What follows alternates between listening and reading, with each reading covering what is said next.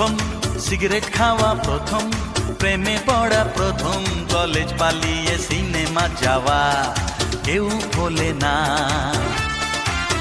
শুধু ভোলার ভান্তি করে প্রথম পাওয়া গোপন চিঠি কেউ কি ভুলতে পারে?